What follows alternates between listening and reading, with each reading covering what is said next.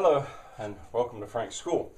Going on with Twelfth Night, I'll ask you on this 73rd day of the fourth year to go on at the link I give you in the description of what board, I don't know how to say it, the way he separated it into part 2 and start at the second minute 22nd and go up. This is going to be quite short actually, go to the end of that part just barely into the next. It seems to go automatically.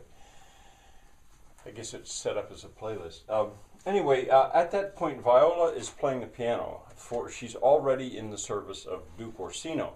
I find it interesting when I watch a movie to look at a shot like that where you see her fingers and then her face at a keyboard. She really is playing, the actress really is playing what you hear, at least at that part right there. Anyway, she's in his service as his eunuch.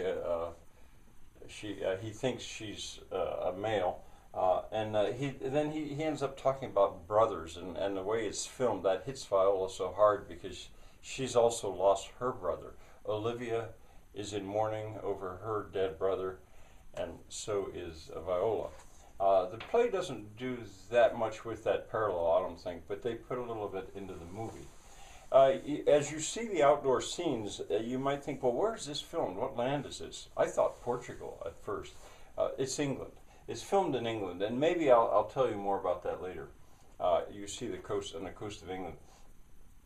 Now there's tension develops between Viola and Orsino, in Viola's part, because we find out in the play very early that Viola has fallen in love with Orsino, even though she's dressed up as a man. I mean, it's another one of those sort of, you have to accept it as love at first sight. So as that's developing, here she is being handled as if she were a guy by this man that she's falling for. So you'll see some of that. Notice the set. I mean, you probably would anyway. Where this is filmed. You probably, as I say, you probably would anyway, but I almost always do that. I look at what's in the background. Sometimes I'll pause a film so I can study it more. The paneling. Look at the wooden paneling. Look at the floors. Look at the stained glass windows. The kitchen. At one point when they go through the kitchen, I may look at that again just slowly to study how that kitchen is laid out. Well, quite a few characters are coming on here very fast. You're going to run into Malvolio. Mal means bad, and volio has to do with a wish. These are Latin roots.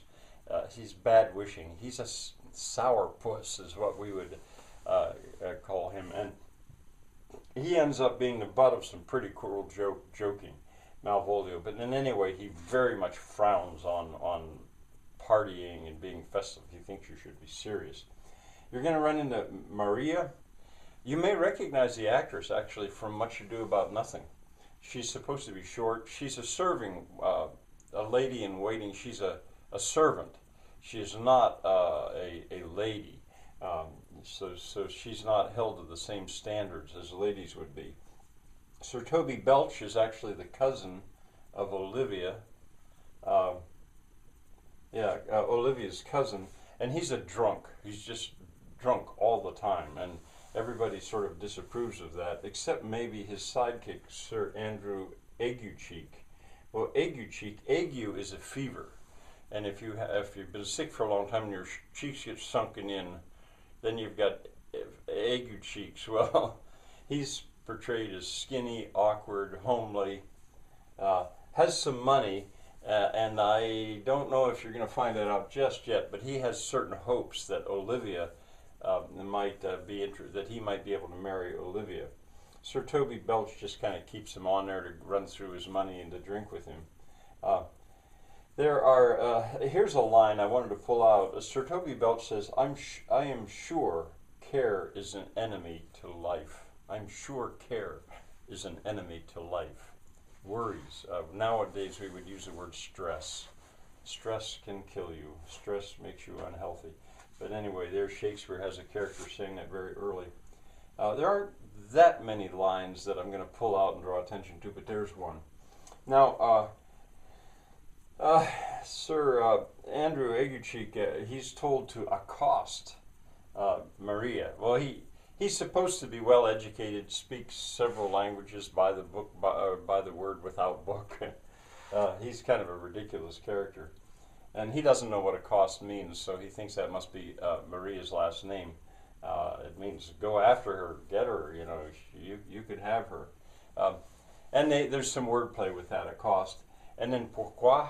Pourquoi, of course, is French, and it means why. Pourquoi? You know, why are you going? But then, and Sir Andrew Aguecheek, who's supposed to be so good with languages, he doesn't know what that means either, I don't think. Pourquoi? And then Renaissance dances. When Sir Toby Belch is sitting at the piano, not really playing, I don't think, but he's running through some names. A galliard, for example, is a Renaissance dance. I can't think of what the other ones are offhand, but he's teasing Andrew. Andrew Aguecheek thinks he's a fine dancer. And he says, oh, I would go to church in a galliard. In other words, I would dance my way to church. If I were as good as you, everything I do, it would be in dancing. Let's see. I guess that's it. This is fairly short, but I'd ask you to stop because the characters are coming on very fast. So not too much to watch today. See you tomorrow.